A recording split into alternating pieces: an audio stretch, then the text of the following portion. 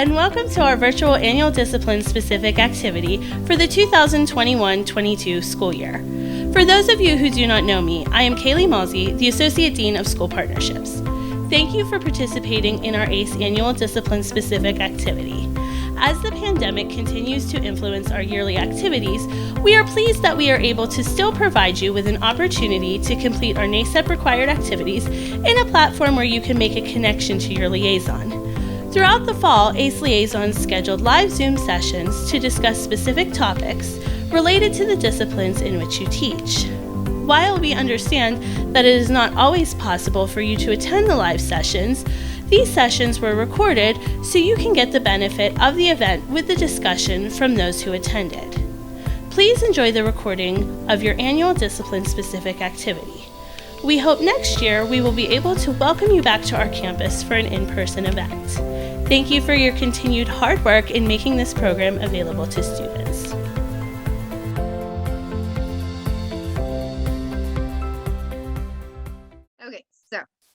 So we're going to go ahead and get started here. And I did create like a little agenda. I'm going to go ahead and share it with you here so that you can see just kind of what I have planned for everything. Again, nothing major here. You can stop me at any time if you have questions or anything like that. Okay. So basically just getting to know me, my contact information. So just a little introduction. Then I just wanted to kind of set a little bit of the bar for the expectations of our ACE faculty and what we expect of them when they're teaching a class where somebody is going to receive credit for a Pennsylvania Highlands College credit. So we'll talk a little bit about that. I'm going to give a quick overview of our MyPeak ACE pages for the business department and the accounting, and just the supporting materials that you can find there, and how to go about requesting course materials. If you would like to have a copy of course materials for your class, the copy that we would use here at the college, you are able to request that. So we'll talk about that a little bit. And then basically proper use of a learning management system or an LMS, which you probably have a learning management system, I would imagine. What do you guys use? We have Canvas. Okay, Canvas is a really good system. We have Brightspace, or what you might have heard as D2L, Desire to Learn. It's Brightspace D2L now. So that's what we just recently transitioned to. Before that, we had Schoology. Canvas was one of the ones that was in the running too when we were making the transition. So we kind of were like a toss-up, but Brightspace turned out to be pretty good for us. But just going to give you a rough idea of what like one of my Brightspace courses would look like, and then you can take from it what you will. The common assessment, the reason we do it, how we gather data, how we store it, how we use it, and the expectations surrounding that. And then just Q&A. If you have any questions along the way, you can wait till we get to Q&A, or you can stop me at any time and ask me questions. So all of that will work. Where that is, let me close that and open this next window here. So I just put together a little slideshow here, and I'm not, come on, computer, cooperate. All right, let me go ahead and share that then. So I'm going to kind of leave the slideshow periodically to show you other screens. So that's why I shared everything. That way I can walk you through different things.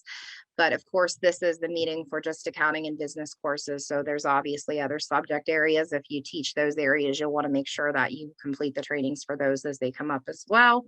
Yeah, CIT is the other one I do. And so you would want to, I don't know what day they were holding that, because we already did it last week. Okay, so you're done with that one then. Yep. Great. So you have that one checked off the box. That's wonderful. So I just put my contact information on here for you. Of course, I am Melissa Boback. You know that already. We've met before, but I am the program coordinator for the accounting program here at the college, and I'm associate professor of accounting. I'm the only full-time faculty member for accounting here. Of course, we have other full-time business faculty, but my email address is on here. You can email me anytime if you have a question about something, and it doesn't have to be an accounting question. It could be any business course. If I don't know the answer, just because I don't teach them, I can certainly find any. So I can reach out to the other faculty members here at the college and get you the answer that you need, or get you the resources that you need. You can also call me or text me. That's my office phone number there. We do use Ring Central now, so it's kind of nice because you can both call and text. And so that's been really handy where our students are concerned. Yeah. You'd be surprised how many people will answer a text but will not answer a phone call. So I'm loving that, because like I can't get a hold of them via email because they don't answer email, and if I just hurry up and shoot them a quick text to their phone, voila, I have an answer. So No, it's been a that's very valuable definitely a generational thing. No, yeah. email, voicemail, no text. Yes. They're right on it. Yeah, it's amazing to me, but I'm really, really glad that we did add that feature, because I think it's just done wonders for being able to get a hold of students when we really need to get a hold of them. Yeah. But yeah, you can text me or call me at that number, and then of course you can email me. So that's there. The ACE courses on my peak, the pages that we have for each course there, every single business class or accounting class that we offer here at the college on the high school, level for college credit, you are able to go out on my peak. And if you log in, you can go to the ACE tab here, and then you can go to the business department, and you'll see all of these classes here as options for you to be able to visit and see the additional resources there. So we have, of course, Accounting 1, ACC 150, we have Intro to Business, which is BUS 110, Management Principles, Personal Consumer Finance, Business Law, Principles of Marketing, and then we have Macro and Microeconomics. So I don't know how many of those exactly you are teaching or have gone about. I do the Business 110. So you do the Business 110. So Yep. if ever you'd be interested in doing any of the other ones, you can certainly reach out to the ACE office and see about that. And if you had any questions about them, you could definitely ask me. In terms of resources out on my peak, I think that probably the ones that have the most robust resources are my Accounting 1 page. The Business 110 has quite a bit of stuff on it. And then Management Principles has quite a bit of stuff on it. The other classes have, of course, the syllabus and things of that nature, but maybe not as much in terms of materials to support. But for example, I had somebody teaching personal consumer finance, and they were curious, they were a little concerned that their book on the high school level wasn't getting them to the learning objectives on a college level that they needed. And they needed some supplementation in different areas, but they really didn't have the funds, of course, because funds is always the issue, right? In terms of being able to get those additional resources that they needed. So they reached out to me, and then I was able to provide them with basically an open educational resource, an OER, that provided them with that extra information they needed at no cost. So we find little solutions when we need them, is basically what it boils down to. I was in a little bit of that situation with both of my courses, but last year we were able to update to all brand new texts That's wonderful for both courses. So yeah, I feel that's a little great. bit better about it now. Yeah, it is challenging though, because you do have those budget constraints, and they're only going to let you update every so often, and then you find yourself trying to scramble. It was tricky because I was, the Business 110, the textbook has tons of real life examples and right. they're supposed to be recent things, and a lot of them are so past explain to them, well, 12 years ago this company was really popular, and yeah, it's kind of like when I used to first teach accounting, I used to use Enron as an example of accounting fraud all the time, and now I say the word Enron and people look at me and their eyes glaze over. I'm like, oh my, I'm getting old. Who's Enron? Yeah, I'm getting old apparently, because all my examples are going out the window. I have to update them. But so yeah, that is definitely a resource for you. I don't know how much you've gone out onto the page out here for the ACE page, but when you first get to the main ACE page, it just talks about ACE and dual enrollment in general, and then it has kind of like all the enrollment dates for your immediate basic review to make sure you're not missing anything over there. And then here's a place for you to register for classes and a video on the application process and all of that good stuff that's just kind of general. But then underneath over here on the left, there is an ACE faculty page, which of course would be relevant to you. This would be a page more for me, faculty liaison page. And then there's faculty syllabi, course resources and assessment. And then the ACE school counselor page for, of course, the counselors at the different schools that we deal with. But down here, there's little folders for every discipline area. So of course, my wheelhouse here is business. So if you go into business, again, you can get to my contact information from there. So I have that updated in there. And then you can see that down here in this area for the annual discipline meeting, and this really needs updated these dates. I am in the process of updating this page as we speak. It's like a living, breathing document that I've been plugging away at. But I did update this right here, which is our little accelerated college education, basically agenda, the one that we just went over here today. And then it walks you down through like how to go about the discipline training if you weren't able to attend today. So for those people that weren't able to attend today, we will be able to watch the video. Of course, this is the old video at this point, but this video will get updated. And then there'll be different handouts here that associated with all of that. And again, this will all be updated too, because usually we push out to the people that weren't available to attend each individual training. They usually get all this pushed out to them in spring. So basically we have to have this updated by spring. But anything that you need on here, if it would happen to not be updated, or if you're curious if we have something that's more recent, don't hesitate to ask me, and I can definitely field that. In terms of individual courses, you can get to them from over here on the right side of the page from the new course orientation, or you can, as you can see, they're all over here listed too. So just to walk you through, and again, you don't teach accounting, but somebody else that's watching this might be. So I just gave them a little heads up that this is still under construction, because my QuickBooks Online project that they do for this class gets updated every single year, because QuickBooks Online, being an online system, they make all these changes constantly ever changing. So if I don't update that project every year, it's going to be out of date, and the screenshots are going to look different and all of that. So it's an undertaking, and that's another thing that's a living, breathing document for me at this point, but I'm working on that. But every single one of these pages will have like a little welcome on it, and then a new course orientation evaluation, and then usually the documents will be off to the side. And I'm working on getting consistency among all of these courses on that note as well, so that they all have this exact same format, because I think consistency is important for people to be able to find things. And that's true for everybody, even the students. But on my particular page, I have a frequently asked questions document. The most current syllabus for the course is out there so that people can get to it. That is usually the case. The syllabus is on there for every single class. So that would definitely be a commonality. And then in my class, I have, of course, the QuickBooks Online curriculum resources there, and everything that all of the educators need to know about QuickBooks, including, and again, this is going to get updated for those viewing the video, but they will see, should I say, how to incorporate QuickBooks into the class. And then this big, gigantic project, if you will.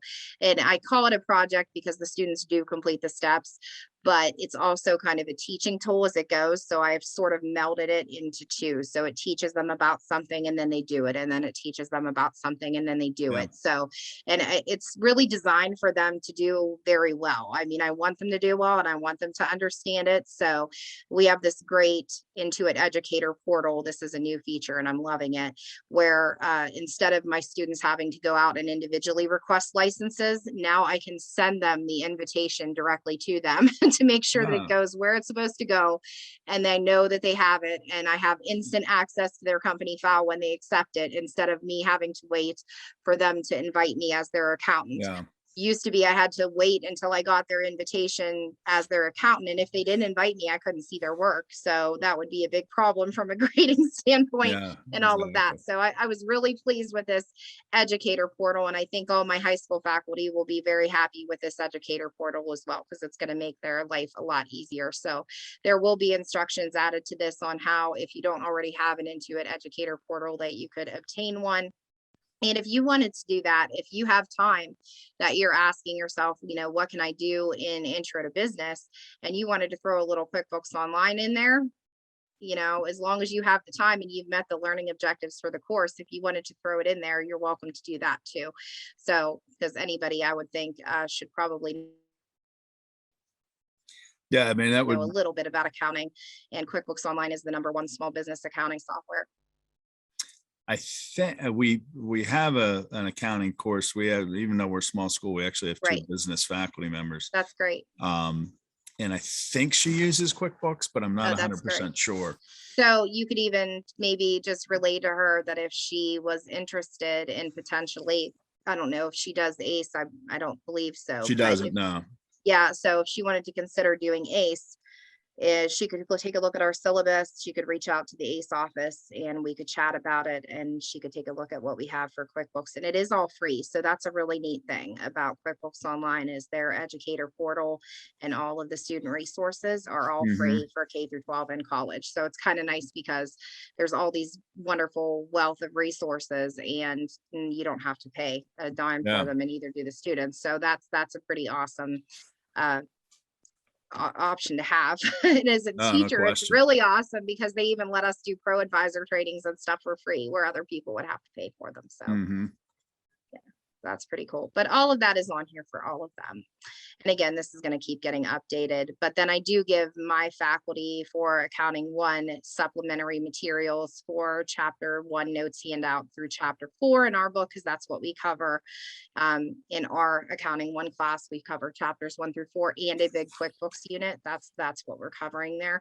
But I gave them my notes handouts just so that they would have a rough idea of what we covered to make sure that they're covering something similar. And then I gave them an example of some exams and a comprehensive homework project that they do so that they can kind of use that for comparison's sake. So that's the stuff that I've got on my page. But again, every page has other resources. So Intro to Business, which is right in your wheelhouse here. Again, we've got a lot on here. So there's a PowerPoint on Intro to Business here.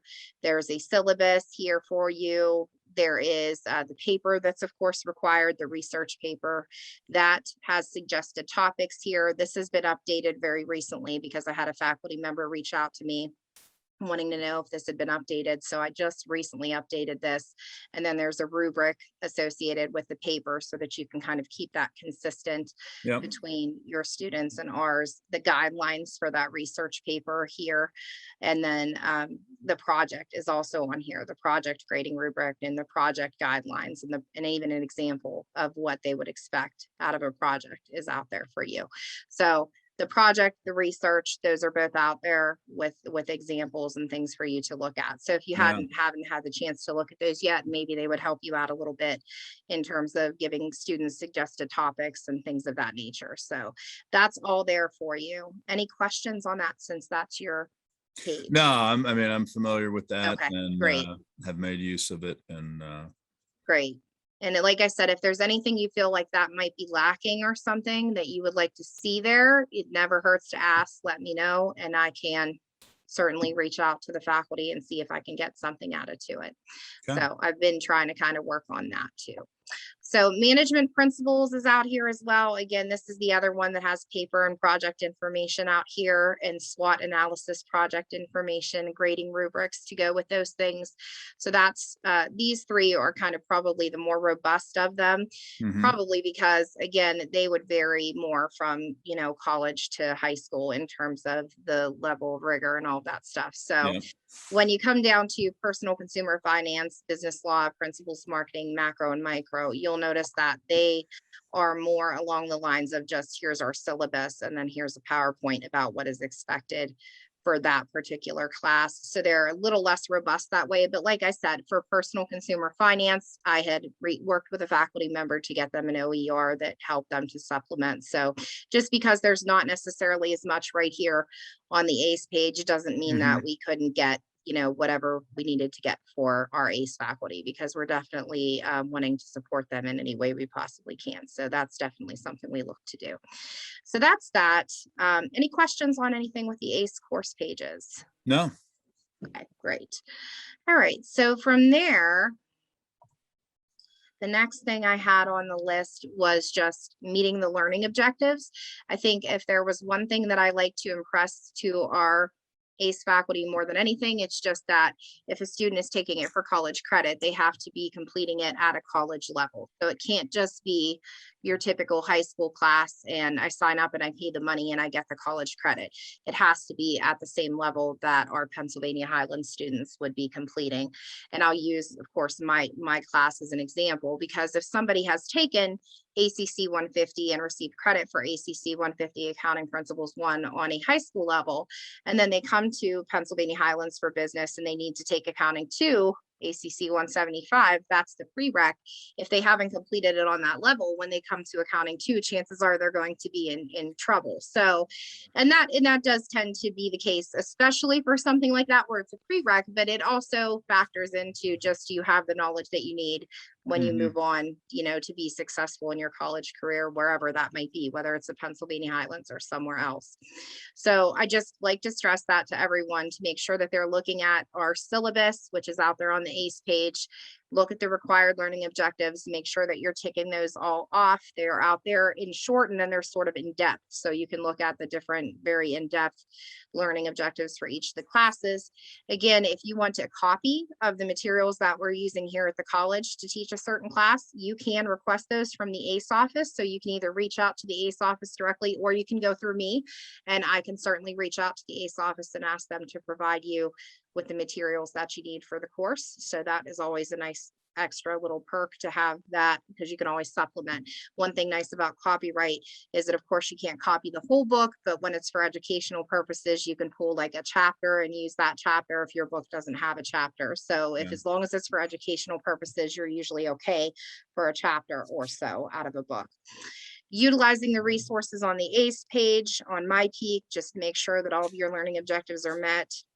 And you are allowed, of course, as you know, to use a different textbook or materials other than what is specified on the syllabus. So the only thing that we're worried about is that you're meeting those learning objectives, those same learning objectives at the college level. And so if your textbook at the high school is functional and allows you to do that, and even if you need to supplement a little bit to do it, we're perfectly okay with that textbook that you already have. So you don't have to put in a budget request to get the exact textbook that we use or anything like that.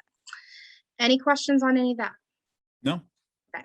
So common assessment, some of our courses have a common assessment, like for my accounting class, it's the QuickBooks Online project. So that would be an assessment that we expect all of the students taking the course to complete. So for you, for Intro to Business, for example, you have the research paper and you have the project that you guys do in Intro to Business. And so we expect all of the students to do that, whether they're here at Pennsylvania Highlands or whether they're in our ACE courses in the high schools. So again, there's usually information on the common assessments out there on the ACE pages for those things. So that's what you saw on the Intro to Business page, and on my Accounting 1 page, you saw that as well.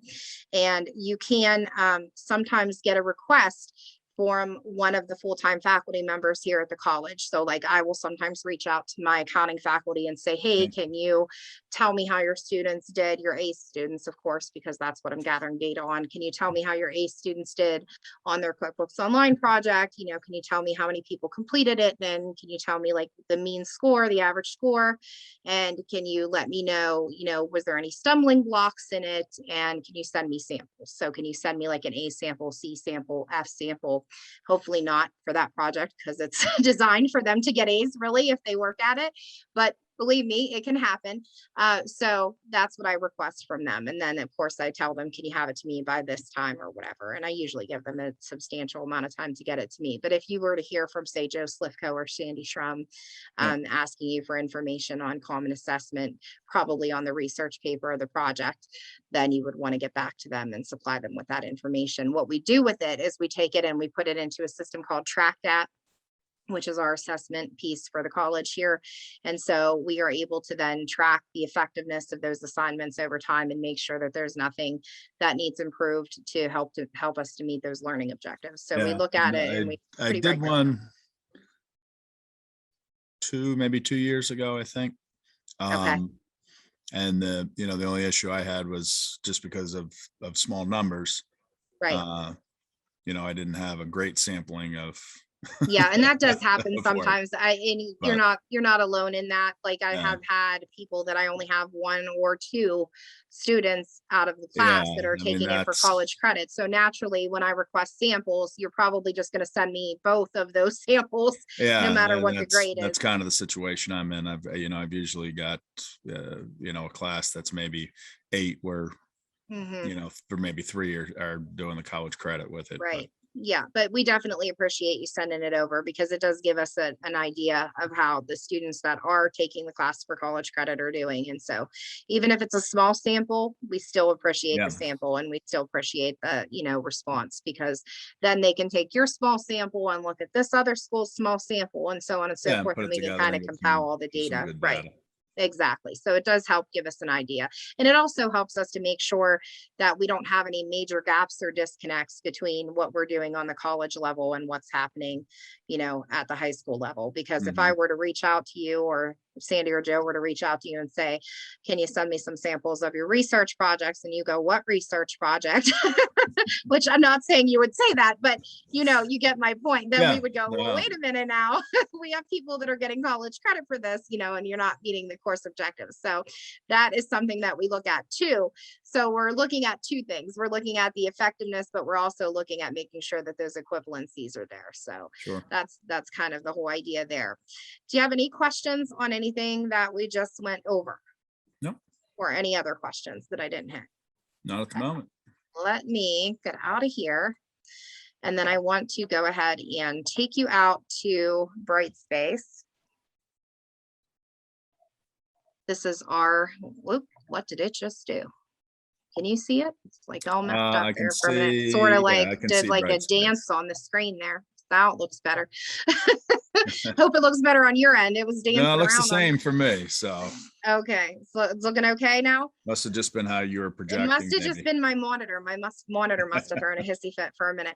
So when I'm looking at this is our Brightspace kind of landing page for our students. And of course, I teach accounting. So as you can see, these are all accounting classes, but you probably have a similar structure, I would guess, on Canvas. I know they use the course tile, so that probably has a similar the look. kids have each of their courses shows up on a home page. Right, yes. So when I come in here to one of my accounting classes, let's just say I use my accounting 1 online class here as an example.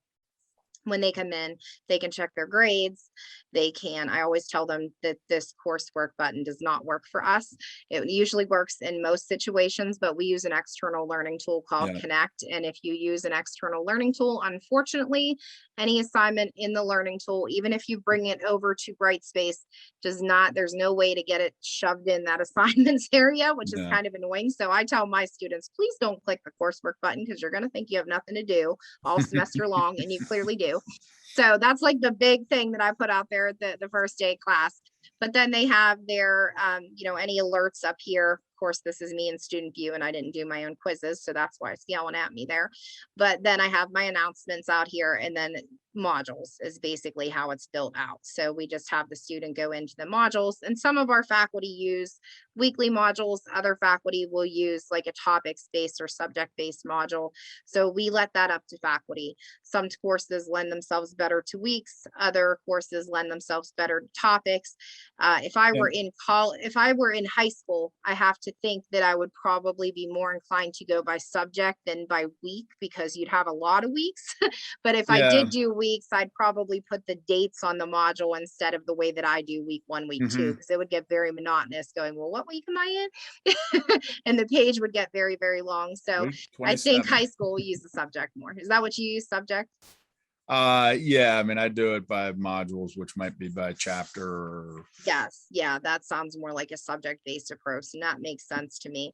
Of course, we put best practice. We like them to have like a start here course information module, and for those modules, we just make sure that they have kind of a little intro to the course. So I always use this opportunity to give them a little intro, since this is an online course, to what's expected of them there in that module in the description. And then if there's a little video here where I kind of walk them through, this is what your Brightspace course page looks like. This is where you should not click in the case of coursework. And this is where you should be looking for different things and what's expected of you each week. So I just kind of record this fresh every semester, because I want them to have the bird's eye view of things. And then the course syllabus is of course here for them to refer to. And then also the syllabus addendum, because the syllabus here at the college is always static. Basically, that means that everybody that's teaching the course would have the same syllabus. So, if I teach the class, or if I have an adjunct teach the class, we're going to be using that exact same syllabus. We do not vary in that. Now, the syllabus addendum, that's just ours. So that's where we can come in and put in our own unique policies. Like, do we take late work? Do we not take late work? Yep. What are our office hours if we have any? How do you contact us? What if you miss a test and you need to make up? What are anything like that? That's all in our syllabus addendum. So that's out there. This is an addendum from our Office of Instruction. So this has things about Title IX in it, alcohol and drug abuse prevention, academic integrity, and it has a link to the student handbook directly in it too, so that they can see all the policies. Like I said, I use Connect. So this is information on Brightspace and Connect integration. This is an online class. So I have them do a little introductory discussion board to kind of get to know each other and have the chance to interact a little bit. And I always make it a point to comment on every single post. So unlike some of my regular discussion boards where I am sporadically commenting to people and kind of tweaking the discussion, I always make sure I welcome each one of them individually when it's an online course. So, and then I also give them information about how to do other things on Brightspace, like viewing their exam and quiz results, because that seems to confuse people sometimes. But the way that I set mine up, you'll see these little squares over here. You can set them to automatic completion, but I have found that that is a little problematic, because if you've clicked it to look at it, it goes, okay, you're done. And you may not have actually read the whole thing or watched the whole thing. Or in the case of an assignment, if you just click on it to look at it, it marks it done. And clearly you're not going to get points just because you click to view it. So I tell my students, when you're done, you can click it. And that goes for if you want to ignore it and you're deliberately skipping it, or if you are, actually done and you've done your work. So, and then I tell them, of course, to work for 100% completion across these module bars. And so I do have the permission set for my online classes that they have to go through here and do everything, including participate in the discussion board before the rest of the course opens for them. I don't do that for every week, because I find that it's problematic, because then people go, I can't get in and I can't do what I need to do. But I do make them do that up front so that I know that they know what they're doing. And then I have, the integration tool out here. And I always put this have questions, need assistance module out here so that they have a direct place to look, even though it's on the syllabus addendum. I find that people don't know how to contact me. So I just make sure, figure this can't get any easier than having a whole module devoted to it. So my email address is out here, and all, my phone number, like I gave to you, is out here. And I also have the Zoom links to my virtual office, because right now I'm virtual because of COVID. So that all is there. So the links to my virtual office is all there, in the days and the times. And then I gave them some other important links too, like our student support center and our help desk in the library. But our system does have those, some of those things up here in resources. So some of those are just repeats of that, but nonetheless, I thought those were probably the big ones that they would want more than anything else. So all of that is just kind of in there for them. And then I just go by weeks. But in a typical week, I just put in here, the module description so that they know what's coming up, and reminders. Accounting 1, I take them by the hand and I lead them a lot more than I do my accounting majors when they get into their online classes. But in accounting 1, I literally suggest for them what they should be working on every day, so that they can't say, oh, I thought I could do it all on Saturday because it was due Saturday. I'm like, no, just because it's due Saturday, you should be working on it all week. So I emphasize to them that, the things in purple are the things that directly impact your grade. The other things are just strong suggestions, and remind them to mark them off. So of course I give them things like notes, handouts. I give them PowerPoint slides. There's links to video tutorials for them to watch. There's discussion boards for them to participate in.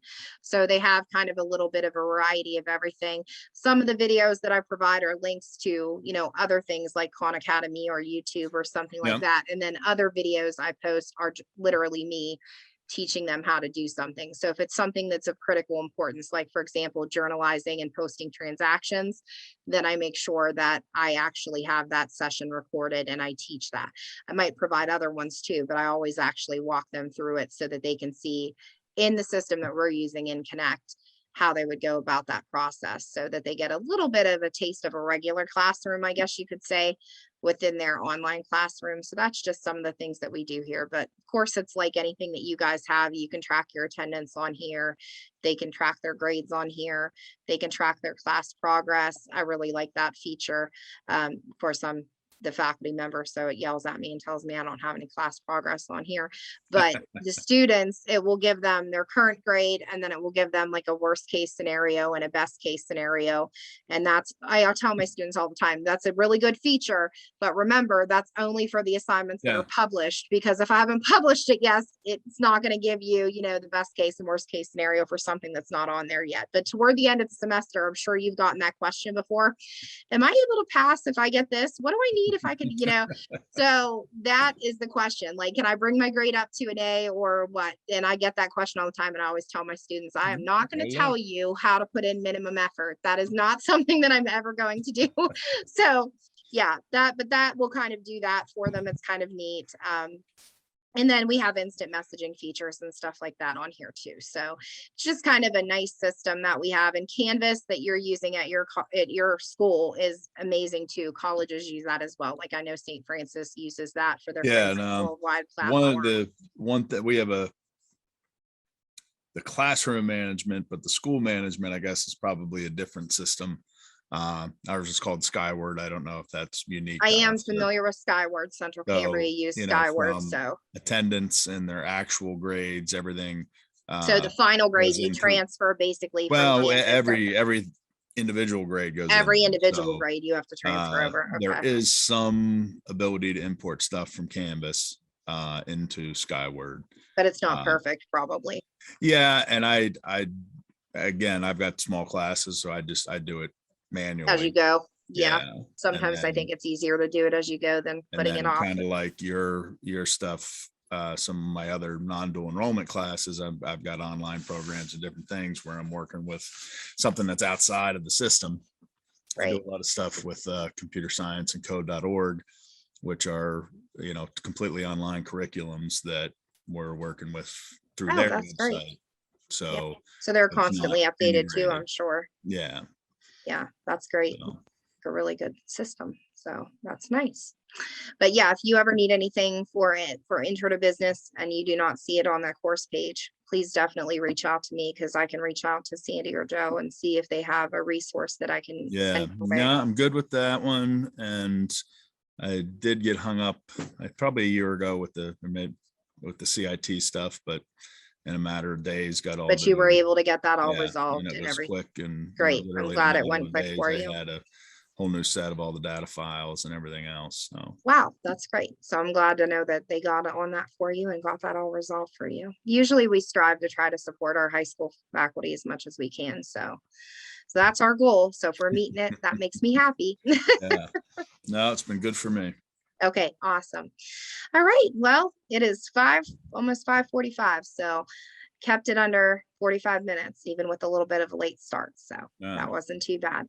But you let me know if you need anything, and I will send this recording to Kaylee. All right. Thank you, Melissa. Thank you. Have a great night. You too.